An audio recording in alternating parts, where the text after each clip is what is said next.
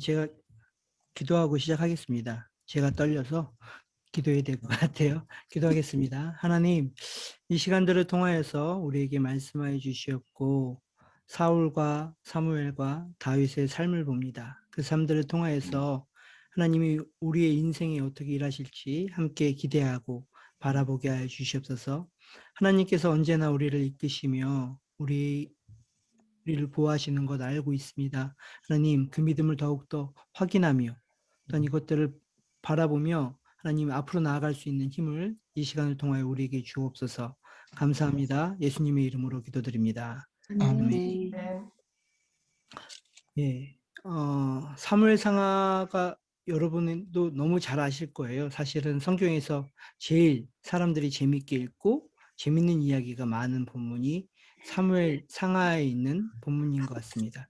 그래서 사무엘 상하를 다 다루면서 제가 나름대로 제목을 정하기를 반전의 시간들이란 제목으로 여러분과 함께 이제 오늘 나누려고 해요. 이미 여러분들이 다 알기 때문에 저에게 은혜 받았던 또 제가 좋아하는 말씀들을 중심으로 해서 사무엘 상하를 좀 함께 살펴보려고 하는데요. 사무엘 상하는 사무엘서입니다. 성경으로는 사무엘서라고 되어 있죠. 사실은 상하로도 나눠져 있지 않아요. 한 번에 다 있는 책이 사무엘 성경인데 이거를 후대에는 70인역에서는 사무엘서라고 부르지 않고 왕국들의 책이라고 해서 네 권으로 나눴어요. 제1왕국, 제2왕국, 제3왕국, 제4왕국에 대한 이야기, 왕국들에 대한 이야기다라고 나누면서 사무엘 상하가 제1, 제2왕국서라고 이제 헬라어로 번역할 때 그들은 그렇게 불렀습니다. 근데 이 내용을 살펴보면 다윗 왕의 이야기가 제일 맞는 것 같아요. 이 성경이 쭉 다윗을 향해서 오고 또 다윗이 생각한 대로 흘러가게끔 나와 있는 거죠. 왜 그렇게 생각했냐면 지난주 룻기 말씀을 보면서 그냥 룻기가 있었구나라고 생각했는데 다윗 왕이 태어나려면 룻기가 있어야 되더라고요. 그 그런 할머니와 그런 할아버지 밑에서 또한 조상들 밑에서 이 다윗 왕이 태어나게 되는데 사사기에서는 왕이 필요한 것을 강조했고 룻기에서는 왕이 태어나는 그 신앙의 조상들에 의해서 태어나게 되는 배경이 나오게 되죠. 그리고 사무엘서에서는 왕의 제도가 나오게 됩니다. 그리고 다음에 김인성 목사님이 하실 열왕기서에서는 다윗 왕이 했던 길이 기준되어서 어떤 사람은 다윗의 길로 갔다. 어떤 사람은 다윗의 길로 가지 않았다. 사울의 길로 갔다라고 이야기를 하게 돼요. 그러니 이 사무엘서는 요 주변에 있는 성경들의 가장 중심에 있는 말씀이 사무엘서 말씀입니다. 이 말씀을 바라보면서 좀 생각해 보게 되면 사무엘서는 이렇게 기록되어 있습니다. 제가 지난번에도 제가 할 때 이제 막 병렬 구조 뭐 이렇게 했잖아요. 뭐 이런들이 저는 그런 걸 좋아하는데 사무엘서를 상하를 같이 보면 재밌는 구조가 나와요. 어떤 구조가 나오냐면 맨 앞에 노래로 시작하고 또 맨 뒤에도 노래로 끝납니다. 맨 앞에 나오는 노래는 한나의 노래가 나옵니다. 유명한 한나의 노래가 나오고 맨 마지막에는 다윗 왕의 노래가 나옵니다. 이 두 노래에 둘러싸여 있는 게 사무엘서의 내용입니다. 그래서 그 안에 둘러싸여 있는 내용은 사무엘이라는 마지막 사사가 나오고 첫 번째 왕이었던 사울 왕이 나오고 그 다음 다윗 왕이 나오고 그렇게 해서 이 사무엘서의 전반적인 개요가 나오게 됩니다. 왕들에 대한 이야기죠. 그런데 여기 나오는 왕들은 두 명의 왕이라고 이야기할 수 있지만 잘 보면 한 명의 왕에 대한 이야기예요. 그냥 왕이 될 수 있느냐, 왕이 될 수 없느냐에 대한 이야기가 사무엘서에 대한 내용이죠. 예, 그 내용이 사무엘서에 대한 내용입니다. 그래서 제일 먼저 살펴보고 싶은 것은 맨 앞에 있는 한나의 노래예요. 한나는 아이를 갖지 못하는 여자였습니다. 그래서 그것 때문에 엄청 큰 상처를 받았고 슬픔 가운데 있는 거죠. 자기에게 아이가 없음을 통해서 그냥 아이가 없는 것이 아니라 고대 사회에 아이가 없는 것은 그 사람의 가장 큰 고통이었거든요. 엄마에게는 가장 큰 고통이었고 슬픔이었습니다. 이 여인이 너무 힘들었던 그 모습들이 사무엘서의 제일 처음에 장면으로 나오게 됩니다. 이 비탄에 빠져서 하나님께 기도하는 거죠. 얼마나 심하게 하나님께 자신의 어려움을 고백했는지, 아니면 엘리가 잘못 볼 수도 있지만 엘리는 이 한나의 기도를 보면서 예, 좀 이상한 소리를 한다, 술 취한 사람 같다라고 평가할 정도로 자기의 고통을 하나님께 기도했던 사람이 이 한나입니다. 그렇게 보면, 어떻게 보면 이 한나는 지금까지 왔던 사사기에 나왔던 사람들의 모습을 대표해 주는 것 같아요. 사사기에 나왔던 사람들의 모습이 무언가 잘하고 싶지만 그들의 욕심 때문에 벗어나지 못하고 한계 속에서 갇혀 살아가는 사람들의 모습이 나오잖아요. 그게 대를 이어가면서 나오게 됩니다. 지금은 좀 나아질 것 같아서 나아질 것 같으면 하나님을 버리고, 어려울 때는 하나님을 찾고, 그런 것들이 학습이 되고 좀 지나서는 바뀌어야 되는데 바뀌지 않고 사람들 속에 계속 나오게 되면서, 어떻게 보면 다람쥐 쳇바퀴 돌듯 자기의 한계 안에 갇혀 있는 사람들의 모습이 사사기에 나오는 모습이라는 생각을 하거든요. 룻기는 달랐지만 사사기에 나왔던 사람들의 모습은 그런 내용이었습니다. 그러다 보니 한나가 사사기를 사람이라고도 얘기할 수 있는 것 같아요. 무언가 잘해보려고 하지만, 무언가 바람이 있지만 그것을 해결하지 못하고 그 안에서 계속 어려워하는 사람의 모습이 바로 한나의 모습이었던 거죠. 그런데 이 한나가 하나님께 기도하고 하나님께 응답을 받으면서 노래를 부릅니다. 그 노래의 내용이 사무엘서 2장에 나오게 되는데, 전체를 보지 않고 중간에 있는 내용들로 제가 좀 간추렸어요. 한나의 노래를 보면 특이한 점이 많이 나오거든요. 내용들을 보면 여기에 제가 좀 빨간색으로도 표시를 해놨는데, 용사의 활은 꺾이고 넘어진 자는 다시 힘으로 띠를 띠고, 풍족한 자들은 그것을 얻게 되고, 굶주렸던 자들은 다시 채우게 되고, 임신하지 못했던 자들은 많은 자녀를 낳게 되고, 많은 자녀를 둔 자는 쇠약하게 되고. 이 내용들을 쭉 살펴보면 기존에 있던 사람들이 반대도로 행동하도록 만들어지는 거죠. 인생이 달라지는 것, 역전하는 것에 대한 이야기들이 나옵니다. 한나의 기도의 가장 큰 내용은 반전이에요. 용사가 활이 꺾이는데 힘이 있는 자가 있는 줄 알았더니 나중에는 힘이 꺾이게 되고, 내가 힘이 없고 연약한 자라고 생각했는데 그 사람이 나중에는 힘이 있는 자가 되고, 임신하지 못했던 자가 많은 사람의 아이를 갖게 되고, 많은 자녀를 두어서 든든하다 생각했던 사람이 오히려 쇠약해지는 이 모습들을 보여주고 있거든요. 그리고 오늘 다루진 않겠지만 마지막에 나오는 다윗의 기도의 내용도 이 반전입니다. 하나님이 우리와 함께 하셔서 그전에 있던 나의 모습이 달라진다. 우리는 달라질 수 있다. 우리는 한계를 극복해서 나아갈 수 있다라고 이야기를 하고 있는 거죠. 한나의 기도가 이 사무엘서의 전체를 이야기해주고 있습니다. 아마 이 책을 읽는 옛날 고대 사람들은 딱 이 한나의 기도를 들으면서 이렇게 내용이 흘러가겠구나라고 예상할 수 있습니다. 한나의 상태는 이스라엘의 상태였고, 그 사람들이 그런 노래를 부름으로써 어떻게 달라지게 되는지를 바라볼 수 있게 되는 거죠. 원래는 찬양을 듣고 시작하는 거잖아요. 근데 제가 요때 요로 찬양을 들으면 좋겠다라는 생각이 들어서 다른 우리 찬양을 한 곡 들었으면 합니다. 제가 줌이 익숙하지는 않아서 잠깐만 기다려 주세요.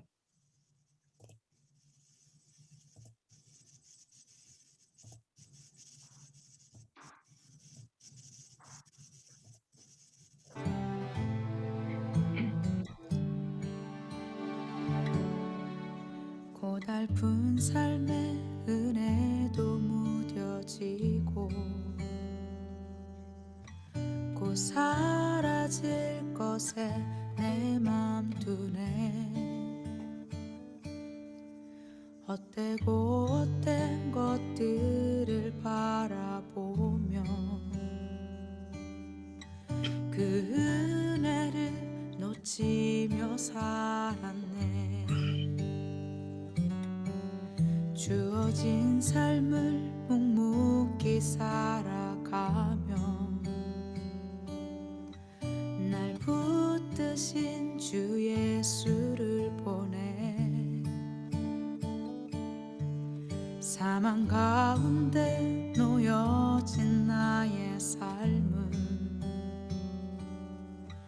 날 건지신 그 이름 예수. 나의 한숨을 바꾸셨네. 주를 향한 노래로, 소망의 노래로 나의 눈물을 거두신 주 예수 이름 안에 살게 하소서.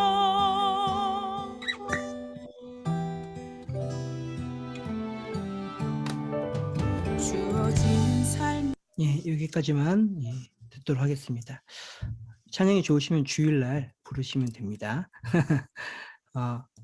이 노래처럼 제가 제일 좋아하는 게 나의 한숨을 바꾸셨네 라는 노래거든요. 찬송가도 있는 우리 한숨을 바꾸셨다는 그 내용처럼 오늘 한나의 노래는 자기의 한숨을 바꿔주신 하나님에 대한 노래예요. 그리고 그 한숨을 바꿀 수 있는 방법이 무엇가 있을까를 이야기하는 것이 아마 사무엘서 전체를 이야기하는 본문인 것 같습니다. 이 한나의 노래가 나온 후 이 대반전의 일들이 사무엘서에 계속 기록되어 있습니다. 그 내용의 첫 번째 내용은 이런 내용들이 나오는 거죠. 분인나가 더 나았던 사람인데 좀 지나니 한나가 축복을 받는 거고요. 엘리의 아들들이 괜찮은 사람인 줄 알았는데 무언가 가진 사람이었는데 결국은 하나님이 선택한 사람은 사무엘이었고, 골리앗이 이길 줄 알았는데 다윗이 이기는 상황이 되었고, 사울이 더 훌륭한 왕이 될 줄 알았는데 연약했던 다윗이 왕이 되고, 블레셋이 이스라엘과 싸우면 당연히 블레셋이 이겨야 됩니다. 왜냐하면 그들은 철을 가졌던 민족이었고 이스라엘은 싸울 때 낫을 들고 곡괭이를 들고 싸웠던 사람이거든요. 나라였거든요. 그런데 반대로 이스라엘이 이기는 장면들이 이 사무엘서의 전반에 나옵니다. 전복되고 역전하는 것, 이것이 사무엘서에 흐르는 주제입니다. 그래서 제일 첫 번째로 나오는 것은 엘리의 몰락과 사무엘의 등장입니다. 전반부에 등장하고 있는 내용이죠. 이 내용에서 먼저 살펴볼 것은 엘리가 몰락하는 장면들이 나오게 됩니다. 엘리는 사사시대에 사무엘이 등장하기 전에 제사장으로서 이 이스라엘 나라를 책임지고 있는 제일 큰 어른이었거든요. 그리고 그가 리더였습니다. 왕은 없었지만 왕처럼 사람들을 지도하고 다스릴 수 있는 사람이 엘리였습니다. 그런데 그 엘리가 몰락하는 장면들이 나와요. 근데 그 장면들은 제일 먼저 나온 것의 가장 큰 키는 무감각입니다. 엘리는 나이가 많았고 좀 뚱뚱했고 주로 성경에 나오는 모습을 보면 활동적이지 않고 그냥 의자에 앉아 있어요. 사실은 제사장이 그 안을 돌아다니면서 무언가 활동해야 되는데 엘리는 비대했는지 또 나이가 있었는지 모르겠지만 그런 걸 통해서 주로 앉아있는 엘리의 모습이 나옵니다. 그러나 엘리가 그 모습에 의해서가 아니라 가장 큰 엘리의 몰락은 감각이 둔해졌다는 것입니다. 한나의 기도를 들으면서 저 여자가 너무 간절하게 기도하는구나, 내가 함께 기도해 주겠다라고 이야기하지 않고 그 기도를 잘못 분별해서 술 취한 사람으로 착각하게 됩니다. 그리고 감각이 무뎌져서 자기 아들들이 죄를 짓지만 성전에 들어오는 제물들을, 좋은 것들은 아들들이 취하고 그리고 안 좋은 것들은 하나님께 드리는 그런 장면들을 캐치해내지 못합니다. 그리고 아들들의 잘못들이 사람들에 의해서 들리지만 엘리는 그것을 제지하거나 바꾸거나 무언가 하지 못합니다. 그래서 주로 엘리에 대해서 이야기 나오면서 쓰이는 엘리에 대한 표현이 무겁다는 거예요. 굉장히 무거웠다. 가만히 앉아 있었다. 그 귀하게 여겼다라고 이야기하는 거죠. 그런데 반대로 그 엘리는 하나님을 굉장히 가볍게 여겼습니다. 그래서 하나님의 말씀이라든지 하나님의 법을 제대로 지키기보다는 다른 것들을 더 무겁게 귀하게 여겼던 엘리의 모습이 나오게 됩니다. 반대로 이것을 대체했던 사무엘의 모습은 민감한 사람들의 모습입니다. 민감한 사람의 모습이죠. 하나님의 음성을 들을 수 있었던 사람이었습니다. 그리고 사무엘에 대한 평가가 그의 말이 하나도 땅에 떨어지지 않았다. 그가 말한 대로 다 되었다. 라고 이야기를 하고 있어요. 말을 많이 안 했을 수도 있고 또 말을 하기 위해서는 굉장히 아낄 수도 있고 어쨌든 그가 했던 말, 하나님이 하신 말들을 가지고 이야기하려고 굉장히 노력했던 사람인 거죠. 사무엘은 성경에 나오는 마지막 사사라고 사무엘서에 기록되어 있는데 이 사무엘의 가장 큰 특징은 마지막 사사인데 다른 사사들은 전쟁을 잘하거든요. 칼을 쓰거나 어떤 위기를 극복하는 일들을 하는데 이 사무엘의 마지막 사사는 말씀을 가지고 통치했던 마지막 사사의 모습을 나오게 돼 있어요. 어쩌면 사사기에서 그동안 바랬던 사사의 모습이 이 모습 아니었을까라는 생각을 해보게 됩니다.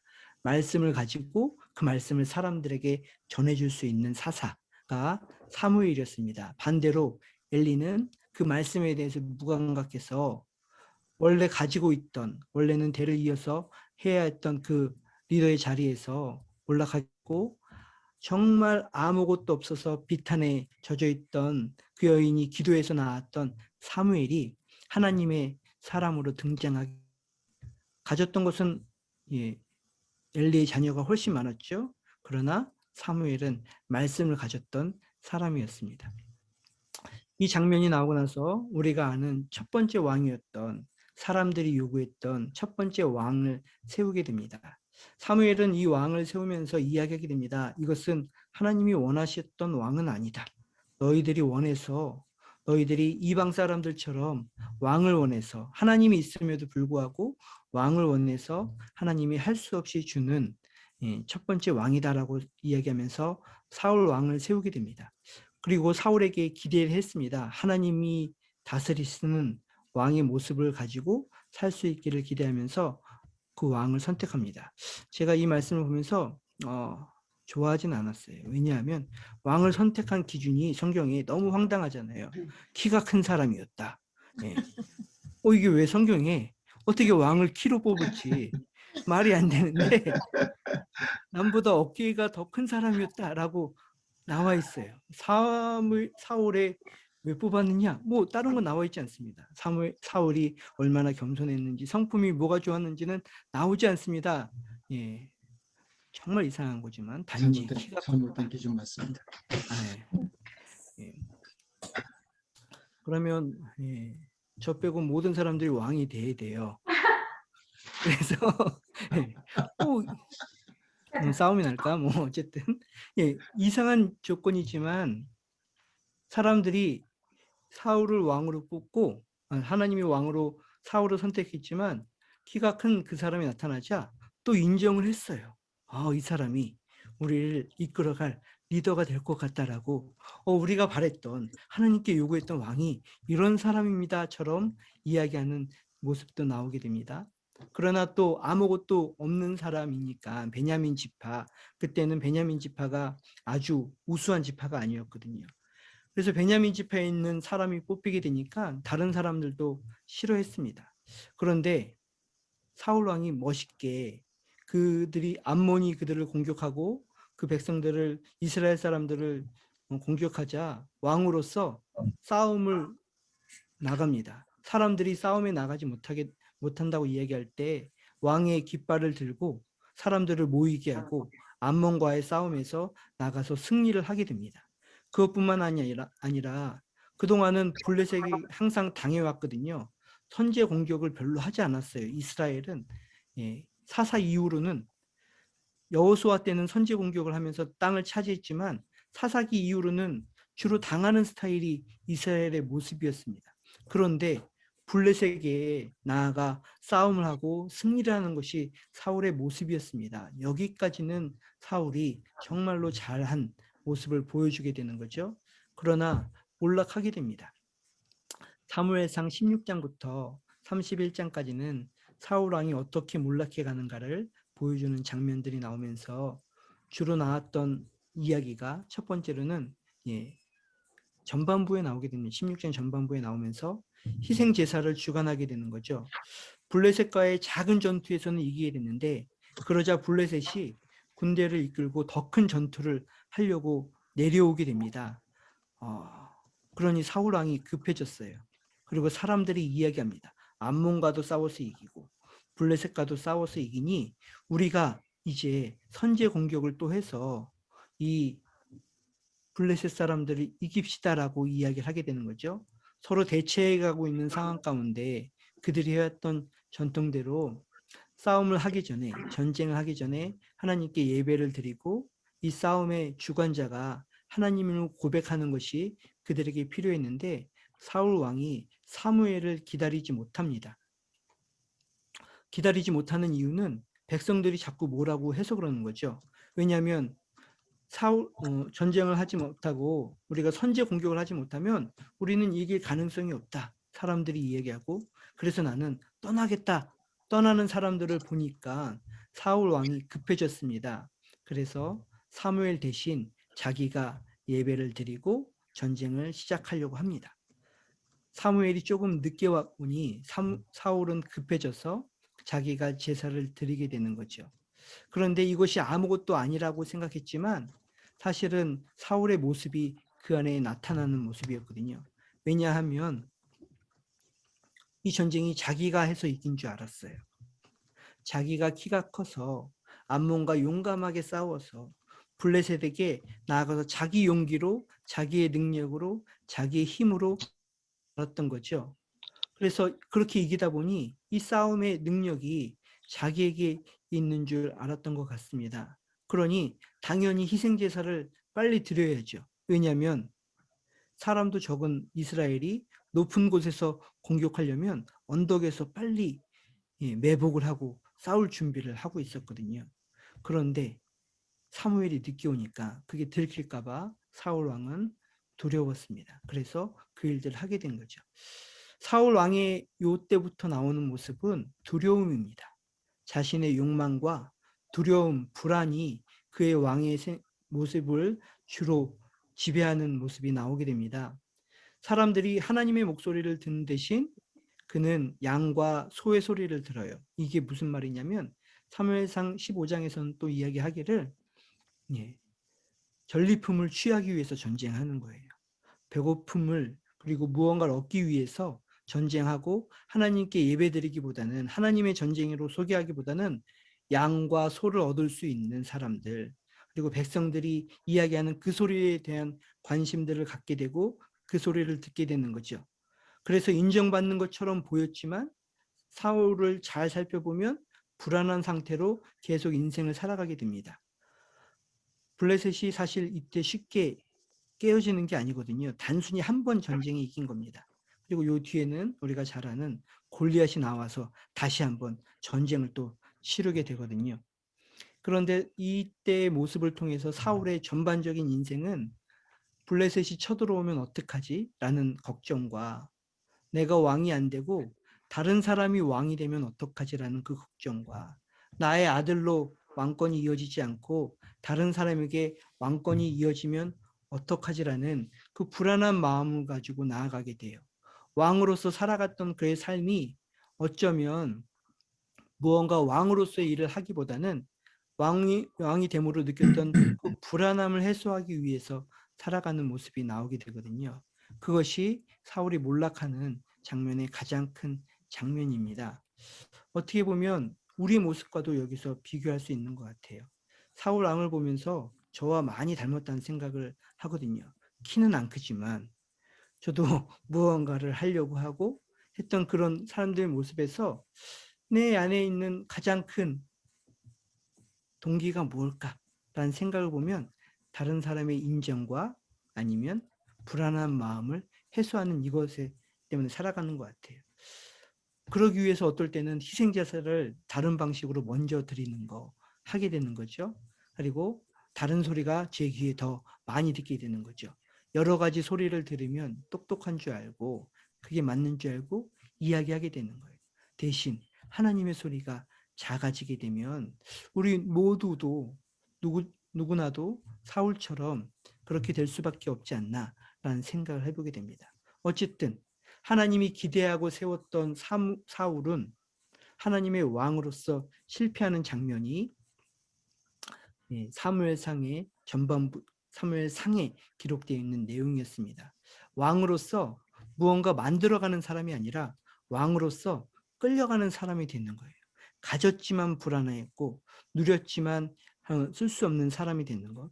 그래서 사울이 이 이후로 주로 나오는 것은 전쟁에서 승리했다는 내용이 아니라 다윗을 쫓아다닙니다.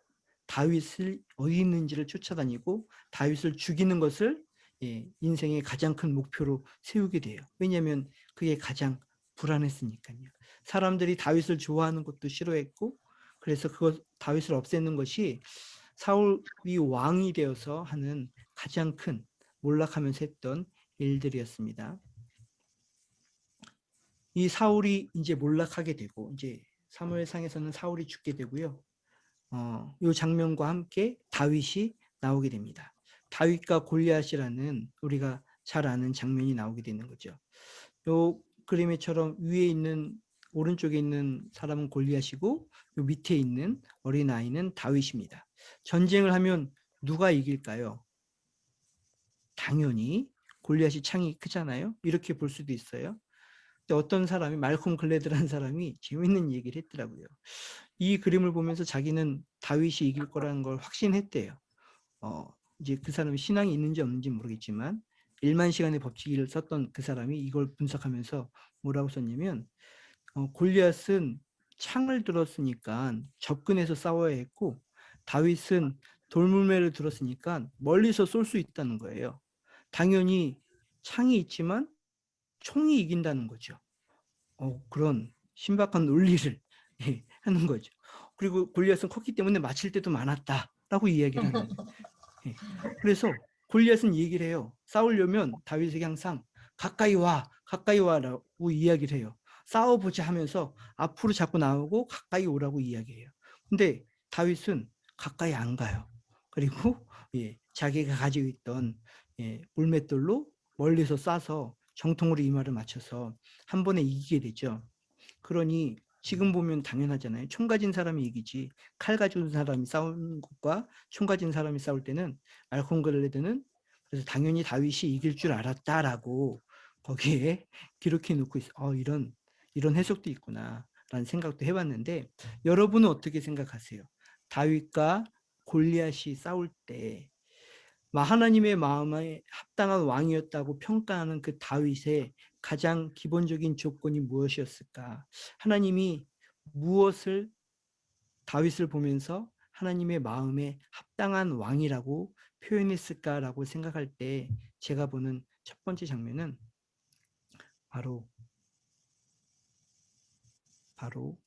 안 나오네요. 상상력입니다. 좀 이런 표현이 교회에서는 잘 쓰는 표현은 아니지만 영성이라고 이야기할 수 있는 거죠. 그런데 이제 제가 좋아하는 예언자적 상상력이나 아니면 유진 피터슨 목사님이 쓴 표현 중에 하나는 다윗의 상상력에 대해서 이야기를 하고 있어요. 우리말로 한다면은 영성에 대해서 이야기하고 있는 거죠. 다윗은 특별한 상상력을 가진 사람이었는데 다른 사람들은 다른 상상력을 가졌다는 거예요. 그걸 얘기하면서 이스라엘 백성들은 그것을 보면서 골리앗에게 압도당한 타락한 상상력을 가졌다고 이야기하고 있어요. 골리앗이 키가 크고 창이 길고 누구보다도 잘 싸울 것 같은 모습이 나타나자 사람들은 그 골리앗의 모습에 상상이 되는 거죠. 그래서 다른 게 보이지 않습니다. 그동안 하나님이 해왔던 것도 보이지 않고 오로지 골리앗만 보는 거예요. 골리앗만 상상이 되는 거죠. 그가 얼마나 힘이 센지, 블레셋은 그런 칼을 가졌고 창을 가졌구나. 철기 문화를 이미 가진 사람들이 있구나. 그들은 철병거를 타고 왔거든요. 이렇게 군대를 이뤘던 사람들이었구나. 저 군대랑 싸우면 우리는 죽겠지라는 타락한 상상력을 갖고 있는 거죠. 골리앗과의 장면에서 모든 이스라엘 사람들은 숨어 있습니다. 혹시 창끝에 닿을까 봐. 그리고 골리앗과 정면으로 싸우면 자신이 죽을까 봐 이미 그 상상력에 의해서 그것으로 지게 된 거죠. 그러나 다윗은 하나님께 사로잡힌 상상력을 가졌습니다. 이게 되게 중요한 건데요. 어떻게 상상할 수 있느냐는 거죠. 다윗은 이 순간에 하나님을 봤어요. 그리고 아까 말이 안 되는 장면이지만 자기는 훨씬 작고 골리앗은 크지만 다윗이 골리앗에게 했던 이야기는 너는 불쌍하다라고 이야기를 했어요. 왜냐면 너는 혼자 싸우니까 나는 만군의 여호와가 내 뒤에서 함께 싸우는데 이 싸움에 하나님과의 싸움인데 너는 어떻게 혼자 나왔어? 라고 이야기를 하는 거죠. 그러니 다윗의 마음에는 이미 이곳은 이긴 전쟁이었어요. 말콤 글래드는 총을 가져서 이겼다고 표현했지만 제가 보는 것은 다윗은 상상력을 가졌기 때문에 하나님을 볼 수 있었기 때문에 이긴 전쟁이었습니다. 이것 때문에 모든 것이 달라 보이게 되는 거죠. 아무리 골리앗이 있다 할지라도 다윗이 보는 것은 다른 거예요. 이거는 어릴 때부터 다윗이 배워왔던 거거든요. 어릴 때부터 들판에서 양과 염소를 키우면서 앞에 늑대가 나타나고 다른 짐승이 나타나지만 내 뒤에 하나님을 볼 수 있는 능력이 그에게 어릴 때부터 키워왔던, 예배하면서 노래하고 찬양하면서 그 하나님의 음성을 들으면서 자랐던 그 다윗에게 가졌던 정말 가장 큰 무기는 바로 하나님께 사로잡힌 상상력입니다. 이게 저는 제일 하나님이 다윗을 보면서 마음에 들어 했던 것 같아요. 하나님이 상상하는 대로 같이 볼 수 있는 거. 하나님이 이 땅을 만들었다고 하는데 그것에 대해서 볼 수 있는 거. 사사기에 나왔던 사람들이 실패한 것은 다 타락한 상상력을 가졌거든요. 누가 돈 많은 사람, 힘이 센 사람, 뭐 있는 사람 보면 그것 때문에 비교하면서 자기 자신을 굉장히 낮게 봐요. 그런데 사사들이나 다른 사람들을 보면 하나님이 자기에게 주신 특별한 것이 있다.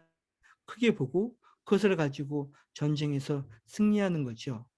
다윗이 골리앗을 이길 수 있었던 가장 큰 것은 이 상상력이었다고 저는 생각하고요.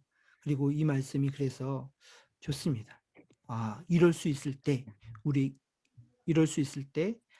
하나님의 마음이 합당한 사람이 되는구나. 하나님이 나에게 주시는 그 상상을 같이 할 수 있을 때, 그림을 그릴 수 있을 때 하나님의 마음에 합당한 사람이 되는 것 아닌가라는 생각을 해보게 되었어요. 다음은 제가 보는 다윗이 언제 왕이 됐을까? 물론 사무엘 하가 되면 다윗이 왕이 됩니다. 사울이 죽었으니까 이제 다윗이 왕이 됩니다. 근데 다윗이 왕이 되었을 때를 제가 제 마음속에 다윗이 진짜 왕으로서 활동할 때가 언제였을까라고 보는 것은 사무엘상 23장에 나와 있는 모습입니다. 22장에서는 뭐라고 나와 있냐면 사울이 다윗을 죽이려고 작정을 해요. 그래서 다윗이 도망 다닙니다.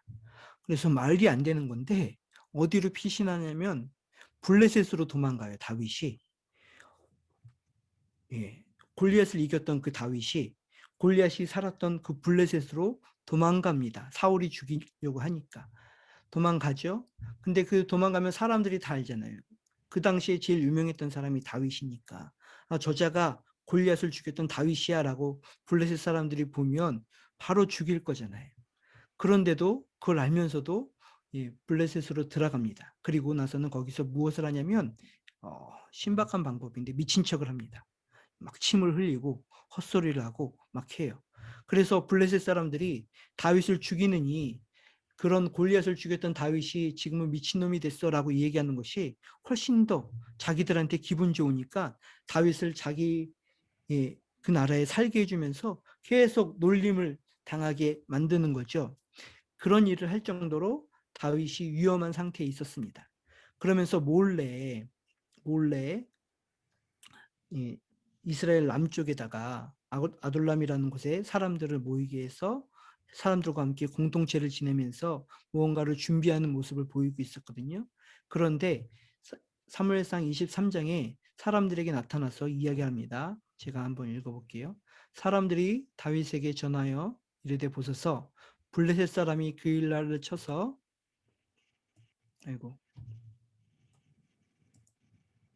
그일라를 쳐서 그 타작마당을 취하였더나 하니 이에 다윗이 여호와께 묻자오되 이르되 내가 가서 이 블레셋 사람을 치리이까 여호와께서 다윗에게 이르되 가서 블레셋 사람을 치고 그일라를 구원하라 하시니 다윗이 사람들에게 그에게 이르되 보소서 우리가 유대에 있다 할지라도 다윗의 사람들이 그에게 이르되 우리가 유다에 있기에도 두렵거늘 하물며 그일라에 가서 블레셋 사람들의 군대를 치는 일이니까 한지라. 예, 여기까지만 읽을게요. 그일라가 어디냐면 사울이 사는 동네 근처였어요. 북쪽이었습니다. 여기 가면 죽는다는 건 알게 되는 거죠. 그래서 다윗과 함께 사는 사람들이 이야기하는 거예요. 그쪽에 그일라 사람들이 블레셋 사람들에게 공격을 당하는데 다윗이 여호와께 묻고 하나님이 가라고 하자 사람들은 반대합니다. 사람들은 거기에 가면 우리는 도관에 든 쥐입니다라고 이야기를 해요. 이 뒤에 보면 정말로 그랬어요. 사울이 이 얘기하거든요. 사울이 다윗이 그일라에 왔다는 소식을 듣고 사울이 고백을 해요. 얘는 도관에 든 쥐다. 내가 드디어 잡았다. 이제 포위할 수 있다라고 이야기하는 거죠. 그래서 사람들이 다윗과 함께 했던 그의 부하들이 다 반대합니다. 그일라로 가지 맙시다 라고 반대하는데 다윗은 또 물어요. 하나님께 묻고 하나님이 그일라로 내려가라 하니까 다윗이 그 사람들을 데리고 나서 죽을 줄 알면서도 도관에 든 쥐인 줄 알면서도 잡힐 줄 알면서도 그일라 사람들을 가서 구원해 줍니다. 예. 자기의 안위를 생각하지 않고 사람들의 마음과 사람들을 생각하며 그곳으로 나아가는 그때가 저는 다윗이 이미 왕이었다라는 생각을 하게 돼요. 자기가 죽을 줄 알면서도 하게 되는 거죠. 이 일 때문에 무슨 일이 생기게 되냐면 다윗은 계속 떠돌게 됩니다. 광야로 나가게 되고 광야에서 사울이 군대가 쫓아오면 또 다른 곳으로 숨게 되고 계속 도관에 든 쥐처럼 빠져나가지 못하고 그 광야에서 돌아다니면서 살게 됩니다. 더 안타까운 일은 사무엘상 23장에 사울이 오니 다윗이 한 번 더 하나님께 묻거든요. 하나님, 사울이 와서 저를 잡으려고 할까요? 하나님이 잡는다고 이야기해요. 다윗이 또 묻습니다. 그러면 그일라 사람들이 내가 구해줬는데 그들이 나를 넘겨줄까요? 라고 얘기하니까 하나님이 말씀하죠. 그들은 너를 넘겨줄 거야. 그러니 도망가 라고 이야기를 해요. 아니 이런 상황에 그일라를 구해줬는데 그들은 다윗을 넘겨줍니다. 근데 다윗은 여기에서 불안해하거나 불만을 표현하지 않고 계속 돌아다니는 삶을 살게 됩니다. 다윗이 가장 어려울 때는 이 일을 도와주었기 때문이었어요. 알면서도 했던 신앙이 다윗이 가졌던 왕으로서의 하나님 마음에 합당한 모습이라는 생각을 하게 돼요. 첫 번째로는 상상력이었고 두 번째로는 알면서도 하는 거죠. 그리고 사무엘 하 받아서 다윗은 왕이 됩니다. 그리고 이스라엘의 왕이 되어서 아브라함과 여호수아에게 약속했던 그 땅들을 다 통일하게 되고 얻게 됩니다. 하나님이 약속한 것을 최초로 맛보게 된 것, 다 이루게 된 것이 바로 다윗 왕 때의 내용이었습니다. 그런데 왕이 되고 나서 그에게 가장 큰 약점이 드러나게 되고 또 다윗이 몰락하는 장면이 나오게 되는데 그 내용은 보냈다라고 이야기할 수 있어요. 이건 뭐냐면 다윗이 전쟁을 이제 앞에 나가서 싸우지 않게 되고 다윗은 왕국에 있게 됩니다. 그리고 왕국에서 제일 높은 데 있다 보니까 저기서 목욕을 하는 여인이 보이게 되고 그 여인이 마음에 들었던 거죠. 그 여인의 이름은 밧세바였고 이미 결혼한 여자였습니다. 그래서 그 남편을 죽이는 방법이 그 여자를 갖는 방법이라고 다윗이 생각해서 다윗이 주로 쓰는 방법이 뭐냐면 보내요. 우리아라는 사람을 그의 밧세바의 남편이었는데 자꾸 보냅니다. 전장터로 보내고 제일 앞으로 보내고 그리고 자기 부하에게 얘기해서 더 보내고 나와요. 계속 다윗은 자기가 왕이 되어서 가장 성공했을 때 했던 일이 뭐냐면 무언가를 보내는 일이었습니다. 그리고 그 내용은 죄라고 이야기할 수 있는 것 같아요. 스스로 신이 되어서 하나님께 그전에는 물어봤거든요. 하나님 어떻게 해야 되죠? 라고 물어봤는데 이제는 자기 멋대로 자신의 삶을 지배하려고 다른 사람의 삶을 지배하려고 합니다. 그 내용의 가장 큰 단어가 보낸다는 거예요. 묻지 않고 자기의 뜻대로 무언가를 보내면서 자기가 그렇게 하는지도 모르는 상태가 됐던 것이 다윗의 모습이었습니다. 그러나 하나님은 나단 선지자를 통해서 그 잘못을 얘기하게 되고 다윗은 깨닫게 되지만 밧세바와의 사이에서 낳았던 아이가 대신 죽을 거라고 하나님이 이야기하게 되는 거죠. 다윗은 이때 회개를 하게 됩니다. 그리고 하나님께 정결한 마음을 다시 달라고 이야기하게 됩니다. 그리고 그 밧세바와의 사이에서 낳은 아들을 살려달라고 하나님께 기도합니다. 성경에서는 사무엘하 12장에서는 그가 금식하면서 죄를 뒤집어 쓰면서 큰 소리로 통곡하면서 하나님께 살려달라고 기도하는 거죠. 그런데 그 아들은 죽게 됩니다. 그 아들이 죽은 줄 알고 다윗은 신하에게 묻지도 않고 일어나서 몸을 씻고 옷을 갈아입고 하나님을 예배하고 음식을 먹었습니다. 그것을 본 신하들이 이상하게 생각한 거죠. 아이가 살아있을 때는 금식을 하더니 죽은 후에는 저렇게 먹는 사람의 모습을 보면서 우리 왕이 좀 제정신이 아닌 것 아닌가? 라고 생각하게 되는 거죠. 그러나 저는 이때 다윗이 너무 좋아요. 왜냐하면 하나님이 일하신 것을 그대로 인정할 수 있는 사람이었거든요. 자기의 잘못을 하나님이 보여준 것도 알게 되고 자기가 잘못해서 아이가 죽을 수밖에 없는 상황이 된 것. 하지만 하나님이 결정하셨구나 라는 것을 인정할 수 있는 다윗이 되었습니다. 이후에 다윗은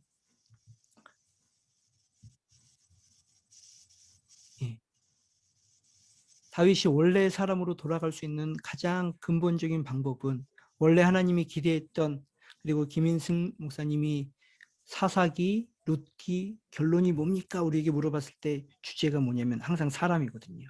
어떤 사람이 되느냐, 하나님이 기대했던 그 사람이 되느냐라는 그의 가장 큰 조건이 하나님이었다는 것을 다윗이 보여주고 있어요. 그가 죄를 안 지을 수 있으면 좋았는데 그 죄를 지을 수 있는 상황에서도 그가 다시 하나님의 사람으로 돌아갈 수 있는 방법은 하나님이었습니다. 하나님 마음에 합당한 사람은 아무것도 하지 않을 수 있는 신앙을 가진 사람인 것 같습니다. 자기 아들이 죽었을 때 다윗은 아무것도 더 이상 하지 않았어요. 하나님이 선택하셨으니까요. 그리고 자기의 가장 큰 아들이었던 압살롬이 배신을 해서 예루살렘 성전으로 들어오고 자기의 가장 큰 믿었던 신하가 압살롬과 함께 배신을 해서 예루살렘으로 올 때 다윗은 그 성을 떠납니다. 나단 선지자에게 묻고 떠납니다. 그러면서 그때 이야기하게 됩니다. 하나님이 만일 나를 왕으로 선택하셨으면 다시 부르실 거고 하나님이 나를 버리셨으면 나는 왕이 안 될 거야. 그러니 우리가 예루살렘을 버리고 떠나자라고 이야기를 해요. 근데 이때의 신앙이 다윗의 신앙이거든요. 왜냐하면 사울은 이때 어떻게 하든 다윗을 죽이려고 했어요. 만일 다윗이 압살롬을 또 죽이려고 하고 무언가 제거했다면 그는 다윗이 아니라 사울이었겠죠. 근데 다윗은 이때 다윗이었어요. 왜냐하면 아무것도 먼저 하지 않고 하나님이 먼저 하시도록 내어둘 수 있는 다윗이었거든요. 저는 그래서 다윗이 하나님의 마음에 합당한 왕이었는데 그 사람이 어떤 게 제일 하나님께 마음에 합당했을까라는 것을 생각해 보면 이 세 가지인 것 같아요. 하나님을 볼 수 있는 상상력, 그리고 알면서도 그것을 향해서 나아갈 수 있는, 하나님이 부르신 곳으로 나아갈 수 있는 그 용기, 그리고 하나님이 일하실 수 있도록 내가 먼저 하지 않을 수 있는 믿음. 사실 우리는 가만히 있는 걸 너무 못합니다. 불안하면 무언가 하려고 하잖아요. 불안하면 제일 많이 하는 것이 무언가 하는 거예요. 무언가 하면 되겠지라는 생각 때문에 열심히 무언가를 하려고 합니다. 근데 다윗은 하지 않을 수 있는 믿음을 가지고 있는 사람이었습니다. 저는 이것이 다윗의 삶을 대반전으로 만들 수 있었던 삶이었다고 생각합니다. 정말로 아무것도 없던 사람이, 한 소년이 왕이 될 수 있었던 것은 이 세 가지를 통해서였고, 하나님이 그를 통해서 합당한 왕으로 얘기한 것 같아요. 반대로 얘기할 수 있습니다. 사울은 더 이상 상상하지 못했어요. 사울은 불안해서 알면서도 앞으로 나아가지 못했습니다. 사울은 불안해서 무언가를 하려고 계속 노력했습니다. 근데 다윗은 상상력을 가지고 알면서도 그것을 나아가고 아무것도 하지 않음으로써 하나님과 함께 살아가는 삶이 어떤 건지를 드디어 보여주게 된 거죠. 계속 실패했던 사사기의 그 모습을 끝내고 이제 드디어 하나님과 함께 살아가는 삶이 이런 삶인 거야 라고 보여줬던 것이 다윗의 모습이었습니다. 예. 이번 주가 고난주간입니다. 그리고 돌아오는 금요일은 대반전의 밤이 일어납니다. 예수님이 십자가에 죽은 것 같았고 모든 것이 끝났다고 생각할 그때, 모든 제자들이 다 예수님을 버리고 도망갔던 그때, 아무것도 없는 그 시절이 그 밤이 오긴 하지만 그 밤이 시작이에요. 그 밤이 아무것도 하지 않았지만 예수님은 그 다음에 부활을 상상했습니다. 베드로전서에서는 그렇게 나와요. 예수님이 그 앞에 있는 미래를 기쁨으로 보시고 십자가에 돌아가셨다고 나와요. 그냥 죽으신 게 아니라고 나와요. 베드로는 그 앞에 있는 기쁨을 함께 상상했고, 사람들이 다 죽지 말라고 말렸던 그 일에 알면서도 십자가에 돌아가셨고, 그 일로 인해서 하나님이 일하실 수 있는 부활의 능력들이 나타나게 되는 거죠. 그리고 그 일들은 십자가를 통해서 우리에게도 동일하게 일어난다고 이야기를 하고 있습니다. 하나님께서 이 사무엘서를 왜 사무엘서라고 했을까? 다윗서라고 기록하지 않고 사무엘서라고 이스라엘 사람들은 썼을까라고 얘기해 보면, 다윗도 사실은 왕이 아닙니다. 사무엘서라고 이름을 썼던 것은 하나님이 왕이라는 것을 이야기해 주기 위해서 그들은 사무엘서를 이 사무엘서를 사무엘서라고 쓴 것 같아요. 진짜 왕은 사람들을 세우고 반전을 시키고 다시 일어나게 하고 한숨을 변하게 할 수 있는 것이 하나님이야 라고 얘기하는 것의 대표적인 표현이 사무엘서인 거죠. 안 그랬으면 이거는 원래는 다윗서라고 기록을 했어야 돼요. 다윗이 주인공이니까요. 근데 다윗이 주인공이 아니라고 말하고 있습니다. 하나님께서도 우리의 삶의 왕이 되셔서 우리 인생에 반전이 일어날 수 있도록 같이 기도할 수 있는 시간이 되었으면 합니다.